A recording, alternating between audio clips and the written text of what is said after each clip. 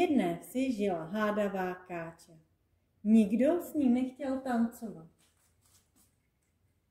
Já mám takovou chuť tancovat, že bych tancovala i s čertem. Čerte, slyšíš? I s tebou bych tancovala. Jsem tu, Káčo. Slyšel jsem, že mě voláš. Fuj, to jsem se lekla. Kde ses to vzal? A tancovat umíš? Jsem ten nejlepší tanečník, co peklo stvořilo. Ale něco od tebe za to chci. A co by to mělo být? Ale nic moc. Jenom takový malý papírek, který podepíšeš svou vlastní krví. A potom spolu protančíme celou noc. Všechny dívky ve vesnici ti budou závidět.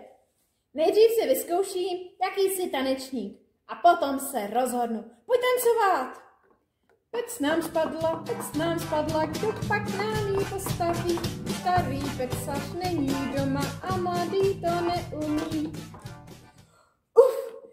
Čerte, ty jsi vážně výborný tanečník. Ano, jsem ten nejlepší tanečník z celého pekla. Teď můžeme přistoupit k podpisu úpisu. Kde pak? Žádný úpis. Půjdeš se mnou k muzice.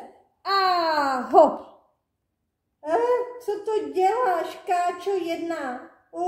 Jsi tak těžká. Slez honem dolů, než se rozlobím.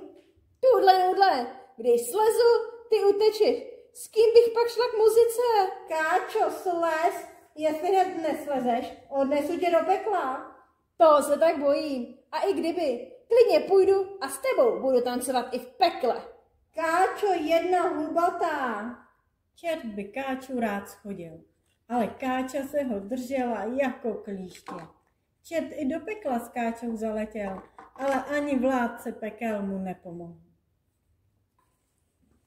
No tak, Káčo, měj rozum, slez, vždyť mě ani v pekle nechtějí. Kde pak? Kdybych slezla, ty mi utečeš. Ne a ne. Už mě bolí záda. Slez aspoň na chvilku. Tuhle. Když slezu, ty mi zmizíš. S kým bych tancovala? Nazdar, čerte. Kam jdeš? A koho pak to táhneš na zádech? Tahle Káča, jedna hubatá, mi skočila na záda a já ji nemohu setřást. Drží se mě pevně jako klíště a pořád chce tancovat. Čerte, nevypadáš moc dobře. Jestli chceš, pomůžu ti. Ty bys to dokázal. Jestli mi pomůžeš, odměním se ti. Tak dobře, můžu to zkusit. Hej, Káčo, přesedni. Skoč mi na záda a chyť se kožichu. Se mnou se lépe zatancuješ. Jsem ještě lepší tanečník než čert. No dobře, když myslíš. Mně je vlastně jedno, s kým budu tancovat. Počkej, přesednu. A hop. Káčo, jsi opravdu těžká. Síly mám dost, ale ten kožich, co mám na zádech, mě hřeje. Tak ten kožich sundej, rychle, ať začneme. Muzika už hraje. Jak si přeješ, Káčo? A ve vodě se pust kožichu, ať se neutopíš. Hop. Honza hodil Káču i s kožichem do rybníka. To byla podívaná. Mokrá Káča Honzovi lamentovala, ale Honza se na břehu jenom smál.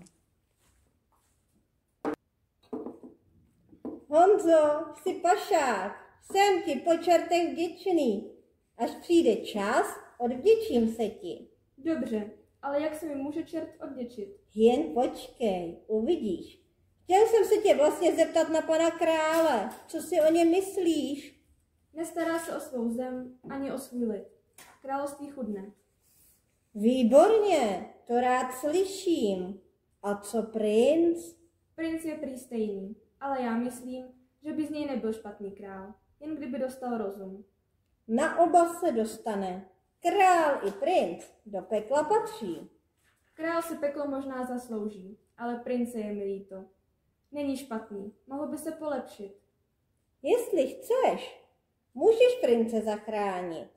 Zítra v pravé poledne buď připraven u královského hradu. Objevím se, pak zmizím a princi pomyslí, že jsi ho zachránil. A za odměnu ti dá 2 pytle zlatých dukátů. To zní dobře, prince zachráním, ale co se stane s králem? Neboj, Přijdu si pro něj pozítří. Opět v pravé poledne. Dnes byl špatný lov. Vůbec se mi nedařilo. Jsem tu, princi. Přišel jsem si pro tebe. Půjdeš se mnou do pekla. Kdo jsi? Kde jsi tu vzal? Já jsem čert a přišel jsem si pro tebe. Žil jsi špatně a špatně se schoval. To ne, já nechci do pekla, neodnášej mě. Já se napravím, změním se, budu konat jen dobro, slibuji. Kde pak? Pozdě. Teď už ti nic nepomůže. Co pak se tu děje? A kdo jsi ty? Ty jsi čert? A chceš odnést našeho prince do pekla? To ne. Okamžitě zmiz, nebo ti vypráším kožich. Bla, bla, bla, bla, bla. Díky Honzo, můj zachránče. Kdyby ses tu neobjevil, jistě by mě do pekla odnesl. Zachránil jsi mě. Děčím ti za svůj život. Řekni, co by si přál? Rádo se stalo. Pokud mohu, přeji si 2 pytle zlatých dukátů. Je zde ale jedna podmínka. Musíš slíbit, že se polepšíš. Jinak je tu čert brzy zpátky. Já, princ, slavnostně slibuji, že se polepším.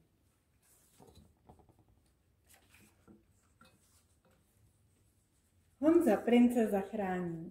Za to jeho královský otec měl velký strach. Náhle litoval, že byl tak špatný král a chtěl se polepšit. Zavolal si Honzu a prosil ho, ať mu pomůže. Honza měl plán. Jsem tu, králi. Jistě mě znáš? Chystej se. Přišel jsem pro tebe, protože jsi špatně vládnul. Slituj se, čerte. Mrzí mě, že jsem byl tak špatný král. Polepším se. Kde pak? Pozdě. Pojď a nezdržuj. Cesta do pekla je dlouhá. Nazdar, čerte. Co tu děláš? Vezmi nohy na ramena a rychle zmiz, jinak s tebou bude zle. Honzo, snad si nemyslíš, že se tě leknu. Král patří mně. Ale ne, čerte. Ty to nechápeš. Já nejdu zachránit krále, ale tebe. Běží sem Káča. Hledá tě. Tak tady jsi, ty moje čertisko. Rohaté, víš, jak dlouho jsem tě hledala? Pojď ke mně, ať si můžeme zase zatancovat. Ne, pomoc, letím do pekla. Tak, pane králi, čert je pryč. A pokud dodržíte slib a budete vládnout, jak máte, už se nevrátí. Ale s kým teď budu tancovat? Třeba se mnou. Jenom nesmíš být tak hubatá. Tak nebudu. Pojď už, slyším muziku. A já královsky a svatosvatě prohlašuji, že budu řádně panovat. A tak se stalo. Káča přestala být hubatá a netrvalo dlouho a konala se velká svatba, na kterou přijel i pan král.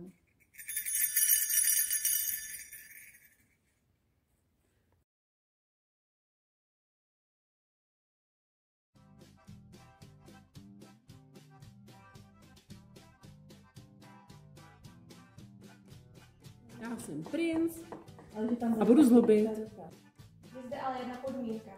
Musíš slíbit, že se polepšíš. Jinak je tu čert brzy zpátky.